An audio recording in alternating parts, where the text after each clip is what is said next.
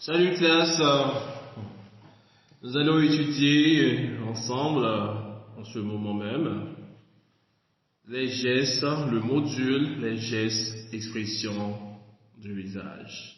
Les gestes, expressions du visage. Sachez que l'importance du regard dans la communication est super essentielle. L'importance du regard dans la communication est essentielle pour vos classes. Les yeux sont les fenêtres de l'âme. Le sachez-vous, les yeux sont les fenêtres de l'âme.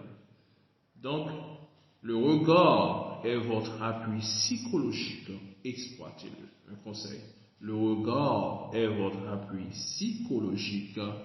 Exploitez-le, chère classe. Le visage, le regard. L'objectif de comportement. Il faut apprendre à regarder notre interlocuteur avec confiance et sérénité de façon constante. Qu'est-ce que je viens de dire, classe? L'objectif de comportement nous stipule à apprendre à regarder notre interlocuteur. L'interlocuteur, c'est la personne à qui l'on s'adresse, à qui l'on parle, d'accord, avec confiance et sérénité de façon constante. D'une part, il faut améliorer votre communication, améliorer votre intimité, l'intimidation et votre implication. 5 secondes pour plus d'efficacité. D'accord? Attention au regard qui s'affole. Attention aux yeux mi-clos. D'accord? La communication oculaire est calmée. Ok? Face à un vaste auditoire dans le monde des affaires. Donc l'objectif de comportement nous enseigne, nous exhorte, nous stipule à apprendre à regarder notre interlocuteur avec confiance et sérénité de façon constante pour pouvoir aller de l'avant. Donc, en ce sens, il faut améliorer votre communication. L'intimité, l'intimidation, il faut chasser cela, d'accord? Et attention au regard qui s'affole, attention aux yeux mi-clos. Donc, tout cela, c'est comme conseil pour aller de l'avant. Donc, le visage et le regard. Conseil pour améliorer votre communication oculaire. Où regardez-vous quand vous êtes entré? Ok? Où regardez-vous? Quand il y a une conversation, une communication qui se fait avec votre interlocuteur, où regardez-vous? C'est une question que l'on pose. Où regardez-vous? Essayez de déterminer l'endroit que vous privilégiez du regard dans une conversation avec un auditeur. Toute place où le regard se pose autour des yeux est acceptable. Tout autre endroit est inacceptable. Je reprends. Où regardez-vous, chère classe? Quand vous prenez une conversation, surtout au niveau du visage, expression de visage, où regardez-vous? Essayez de déterminer l'endroit que vous privilégiez du regard dans une conversation avec un auditeur. Toute place où le regard se pose autour des yeux est acceptable et tout autre endroit est inacceptable. Bien. Renforcer l'habitude des 5 secondes. Ça veut dire quoi, classe? Ok? Soutenez consciemment le regard de vos prochains interlocuteurs pendant 5 secondes. Il faut soutenir consciemment le regard de vos prochains interlocuteurs pendant 5 secondes. Ne soyez pas intimidés. Je répète, ne soyez pas intimidés. Si vous vous sentez intimidé devant une personne, essayez de regarder son front. Est-ce que vous m'écoutez, classe? Si vous vous sentez intimidé devant une personne, essayez de regarder son front. La personne ne pensera que vous avez une bonne communication, mais vous ne vous sentirez pas impliqué au niveau émotif. Encore des conseils. Amusez-vous à observer les gens et notez combien les jeux de communication oculaire les influencent, ainsi que l'impact sur le message. Ok, on est toujours dans la phase de gestes, expression de visage, classe. Objectif de comportement. Apprendre à être détendu et naturel quand vous parlez. Est-ce que vous avez entendu, classe? Apprendre à être détendu et naturel quand vous parlez. On est toujours dans l'objectif de comportement des gestes, expressions du visage. Les visages parlent et non parlent, le savez-vous? Les visages parlent et non parlent. Nous sommes vus, retenez-le bien, nous sommes vus avant d'être entendus. Attention, notre lecture des visages n'est pas neutre, classe. Nous filtrons le message et projetons nos émotions et pouvons ainsi avoir une action en feedback sur cette expression. Quelqu'un qui ne nous plaît pas le ressent et se ferme, naturellement. Ce sont les petites expressions, souvent inconscientes, qui sont le plus porteuses de signification, à ne pas oublier. Pour dire oui ou non, le visage dévance la parole. Les yeux se lèvent, s'agrandissent, la bouche se détend, c'est oui. Les paupières se baissent, les lèvres se ferment, ce sera un non. Apprenez à lire dans le visage et les expressions de l'autre. Vous pourrez redresser le tir à temps, classe. Gestes, expressions de visage. Comment améliorer vos gestes et les expressions de votre visage? Question. Il faut découvrir vos habitudes. Découvrez vos habitudes. Découvrez vos gestes de nervosité. N'ayez crainte de trop exagérer vos bons gestes. Souriez. Dans quel tiers vous situez-vous, Souvenez-vous du facteur personnalité. Vos gestes, et particulièrement l'expression de votre visage, tenteront à vous faire paraître ouverts et proches, ou fermés et distants envers ceux avec lesquels vous communiquez. Cultiver le facteur personnalité est très payant. Donnez du muscle à votre sourire, profitez-en, testez votre sourire. Si vous pouvez, vous filmez, faites-le. C'est le meilleur moyen de se corriger. Salut classe, toujours votre professeur, c'est toujours votre professeur de français. Lors de parler en public, une méthode pour progresser par la technique et la pratique, la thématique selon ces différents rubriques qu'on va voir là maintenant. Il s'agit de la préparation, le face public, gérer ses émotions, la prise de parole, le discours, le débat. Une méthode pour progresser par la technique et la pratique, la thématique, et c'est souvent, franchement, c'est la préparation, le face public, gérer ses émotions, la prise de parole, le discours, le débat. La préparation. Quand on dit préparation, de quoi s'agit-il, chère classe, mes chers étudiants? La préparation stipule, choisissez et limitez le sujet. Deuxièmement, il faut déterminer le but visé. Il faut évaluer l'auditoire et l'occasion. Il faut rassembler l'information et apprenez votre sujet. Délimiter la matière, organiser et travailler votre allocution de manière à obtenir une introduction, un développement et une conclusion. Prévoyez des aides visuelles, exercez-vous à voix haute et répétez. Ici, c'est la préparation. On vous stipule à respecter ces notions qui vous aideront à bien travailler votre communication et avoir une préparation optimale. Choisissez et limitez le sujet, déterminez le but visé, évaluez l'auditoire et l'occasion, rassemblez l'information et apprenez votre sujet, délimitez la matière, organisez et travaillez votre allocution de manière à obtenir une introduction, un développement et une conclusion. prévoyez des aides visuelles, exercez-vous à voix haute et répétez. La préparation également contribue à croire, chères classes, mes chers étudiants, la préparation contribue à maîtriser la peur de prononcer un discours ou de présenter un exposé. La préparation permet d'accroître la confiance en soi. La préparation permet d'accroître votre enthousiasme en soi également.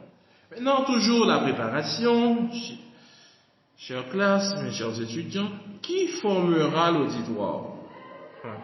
Analyse de base de l'auditoire, sexe, âge, économie, éducation, géographie, association générale, niveau de connaissance de l'auditoire sur le sujet, base, avancée, diversifiée, l'attitude de l'auditoire, obligé d'y assister, mesures incitatives qui se rattachent à la présence, augmentent la crédibilité.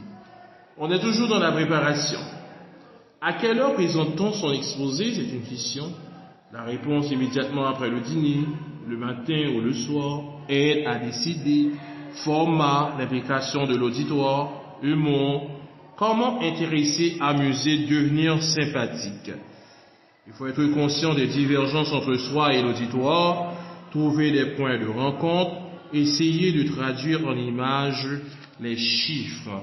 On est toujours au niveau de la préparation, classe, auditoire. Mes chers étudiants, quel genre de salle ou d'endroit utilise-t-on? Microphone, disposition des tables, serveur, serveuse, porte, lumière, fenêtre, aide visuelle, documentation, rétroprojection, tableau papier, PowerPoint, autres accessoires, tout cela se trouve dans une préparation optimale. Préparation, première partie. Il y a l'amorce, qui n'est d'autre que capter l'attention de l'auditoire. Questions, anecdotes, farces, musique, la magie, vous voyez. Donc, deuxième partie, présentation du sujet. Combien de points? Troisième partie, parler des points clés, d'accord. Quatrième partie, le résumé. Cinquième partie, la conclusion, qui est la partie la plus importante. Blague, musique, anecdote, personnelle. Donc, juste avant de présenter l'exposé, chère classe, aucun produit laitier avant de prononcer un discours. Les conseils super importants. Ok? Juste avant de présenter l'exposé, aucun produit laitier avant de prononcer un discours. Buvez des boissons chaudes et non froides. Arrivez tôt sur les lieux. Vérifiez le microphone, projecteur, le visuel, etc. Contrôlez votre nervosité. Profonde inspiration. Marcher, pensée positive, sourire. Faire de l'exercice, s'étirer. Imaginez le déroulement de l'exposé, s'asseoir avec les deux pieds au sol. Bon, n'importe. Salut classe, c'est toujours votre professeur, Monsieur Clermont, Jean-Marie Harold, votre professeur de français. On poursuit avec les modules. Nous allons étudier le module de la voix et modulation. Voix et modulation, classe. Objectif de comportement. Il faut apprendre à utiliser votre voix comme un instrument riche et sonore. Apprendre à utiliser votre voix comme un instrument riche et sonore. Capter l'attention et ne pas laisser votre voix être un obstacle à votre communication. C'est très important. Il faut apprendre à capter l'attention et ne pas laisser votre voix être un obstacle à votre communication. Sachez que le module qu'on est en train d'étudier aujourd'hui, en cet instant même, c'est voix et modulation. Objectif du comportement, apprendre à utiliser votre voix comme un instrument riche et sonore. Capter l'attention et ne pas laisser votre voix être un obstacle à votre communication. Votre voix est le principal véhicule de votre message. Sachez-le. Votre voix est le principal véhicule de votre message. Votre voix transmet de l'énergie. Voyez-vous ça? Votre voix transmet de l'énergie. Le ton et la qualité de la voix comptent pour 84% de votre modulation. Est-ce que vous êtes là avec moi? Le ton et la qualité de la voix comptent pour 84% de votre modulation. Et les 4 aspects importants de la voix. Nous allons voir les 4 aspects importants de la voix. Ok? Les 4 principales composantes qui déterminent la qualité de votre voix sont de cette nature. Je répète, les 4 principales composantes qui déterminent la qualité de votre voix, chère classe, sont de cette nature. Il s'agit de la relaxation, la respiration, la projection et la résonance. Servez-vous de la modulation vocale. Évitez de lire votre discours. Vous devez, afin d'acquérir une bonne voix, porter une attention particulière au point sûr. Je répète, vous devez, chère classe, afin d'acquérir une bonne voix, porter une attention particulière au point suivant. Il s'agit du ton, le volume de votre voix, le débit de votre voix, l'articulation, les pauses, d'accord, et la prononciation classe. Langage, pause. Objectif de comportement classe. Apprendre à utiliser un langage affirmatif, adapté et clair pour vos auditeurs, bien sûr, en prévoyant des pauses et en évitant des mots bouche-trou.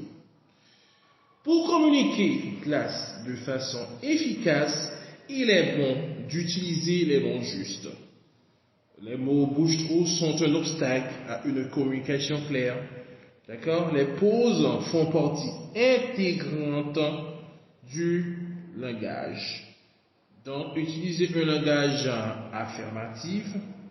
Remplacer il faut que par je veux ou j'essayerai, par je vais faire ou c'est impossible par je n'ai pas encore trouvé la solution. Donc, là, nous venons de voir le module voix et modulation, et toutefois vous mettez ces principes-là en règle à la lettre, vous le cultivez, c'est sûr que vous allez avoir pratiqué, avoir une voix, une modulation assez efficace pour le grand public. Bon apprentissage. Salut chère classe, c'est encore Monsieur Clermont, Jean-Marie Garol, votre profession en communication française, l'art de parler en public. Donc là, nous allons entamer le module, une méthode pour progresser par la technique et la pratique face au public. C'est dans cette rubrique, ce module, qu'on va trouver comment gérer ses émotions, bien entendu. Donc le module, la thématique, une méthode pour progresser par la technique et la pratique face au public. Gérer ses émotions, classe, comment faire? Il y a le trac, il y a le patatrac. Une grande star du théâtre, mythe, adulé du public vers la fin de sa vie, faisait dans sa loge ses exercices de respiration, afin de mieux gérer le trac qui l'envahissait, d'accord? Vers une jeune comédienne fraîchement sortie du conservatoire. Vous, madame, avec la carrière que vous avez, le nombre de pièces jouées un public tout acquis, vous avez encore le trac. Je joue, moi, pour la première fois. Je ne l'ai pas. Vous verrez, mon petit, cela viendra avec le talent. Donc, le trac, chère classe, c'est comme une glande surrénale qui sécrète de l'adrénaline, qui engendre une élévation de la tension, du taux de sucre et globules rouges. Les thalamus, gros noyaux cérébraux qui jouent le rôle de relais pour les voies sensitives, échappent au contrôle cortical. On ne supprime pas le trac. On essaie de s'en débarrasser, mais cela reste toujours là, ok? C'est la défense naturelle de l'organisme, mal nécessaire. Mais s'il doit engendrer des trous de mémoire, des tremblements, des bégaiements et tout autre phénomène dévastateur qui s'y attache, s'il doit vous faire perdre le fil de vos pensées, donc mieux vivre avec. Mais il y a une façon de le combattre, d'accord? Classe, réapprendre à respirer. Se préparer, c'est respirer. D'accord? Réapprendre à respirer, se préparer, c'est respirer. Le corps humain est un instrument avant puisque c'est l'expiration qui fait vibrer les cordes vocales. La respiration ventrale, par exemple, outil purement humain, physiologique, agit sur les poumons, bas, décontracte. Okay? Lorsqu'on vit une situation stressante, le diagramme qui sépare les poumons des viscères a tendance à se crisper et à remonter vers les poumons. Vous avez l'impression de parler en apnée et le public mal à l'aise respire pour vous. Une bonne préparation respiratoire passe par la redécouverte de l'utilisation des poumons bas classe. Respirer avec le ventre. Quand on respire avec le ventre, on doit inspirer et souffler profondément et sans tension, d'accord? Si vous avez quelques difficultés pour trouver la respiration, pratiquez-la d'abord de manière buccale. Puis vous passerez à la respiration nasale pour mieux oxygéner le cerveau. Suivez alors mentalement le trajet de l'air que vous respirez jusqu'à sa sortie. Ok, classe? Disons que l'eau représente entre 70 et 80% du poids de notre corps. Nous perdons chaque jour environ 2,5 litres par jour par les urines, la transpiration, la respiration appropriée. Oui, le cerveau se sert de 20% du sucre de nos aliments et 20% de l'oxygène quand nous respirons chaque jour, alors qu'il ne pèse que 2% de votre corps. Se relaxer pour être énergique, il faut se relaxer également, d'accord, pour être énergique. Premier objectif, c'est déconnecter d'un environnement, d'accord, se déconnecter d'un environnement agressif, diminuer les tensions psychiques et corporelles. Il faut également retrouver un équilibre stable, d'accord, faire le vide dans sa tête et dans votre corps et dominer les effets du trac, chère classe, qui est très important. Donc il faut se relaxer pour être énergique. Premier objectif, se déconnecter d'un environnement, d'accord, se relaxer d'un environnement agressif. Il faut diminuer les tensions psychiques et corporelles. Il faut également retrouver un équilibre stable, faire le vide dans sa tête et dans votre corps. Et il faut dominer les effets du trac, chère classe. Oui, il faut rémobiliser ses énergies également. Se relaxer n'est pas suffisant pour se préparer à l'action. Donc il faut savoir cela, chère classe, mes chers étudiants, se relaxer n'est pas suffisant, d'accord, pour se préparer à l'action. Il faut mobiliser ses énergies, il faut restructurer ses pensées. Comment le trac se manifeste-t-il, hein? Une très belle question, n'est-ce pas, chère classe? Le trac se transforme parfois en panique. Les signes sont plus ou moins violemment ressentis. Ils se manifestent au niveau du corps. La personne perd le contrôle de certains gestes. Au niveau du langage, la personne perd la mobilité mentale.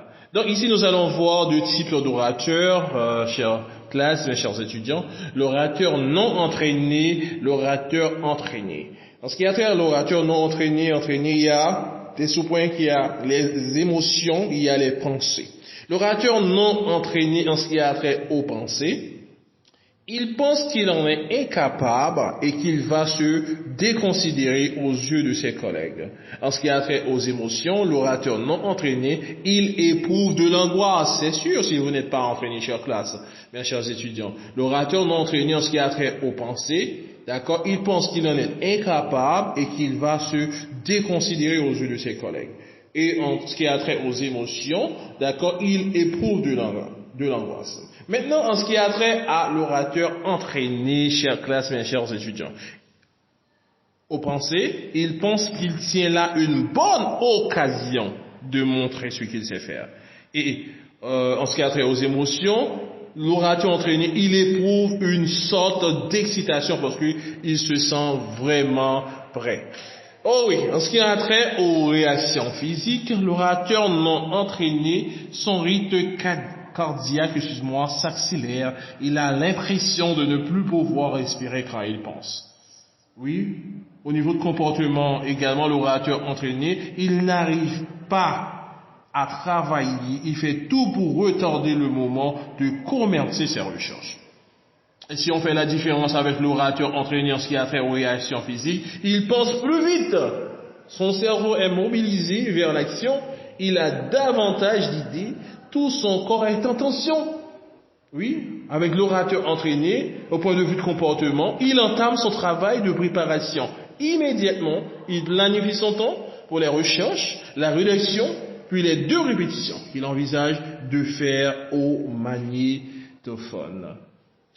L'orateur en non entraîné, les intentions, il va essayer de fuir la situation pour échapper à l'humiliation qu'il juge inévitable. Vous voyez qu'on n'est pas un orateur entraîné? Je reprends l'orateur non entraîné, en ce qui a trait aux intentions, il va essayer de fuir la situation pour échapper à l'humiliation qu'il juge inévitable. Et tandis qu'avec l'orateur entraîné, il tient à s'acquitter de cette tâche le mieux possible, il veut modifier ou renforcer son image face au groupe de collègues et aux supérieurs hiérarchiques. Il espère que d'autres responsabilités. Donc, il faut bien pratiquer, bien entendu, il faut être un orateur entraîné, non entraîné, il faut suivre ces préceptes, ces principes qui vont vous aider, chère classe, à bien parler en public, à bien chasser le trac, le tic, le stress, quand vous aurez à prendre la parole en public.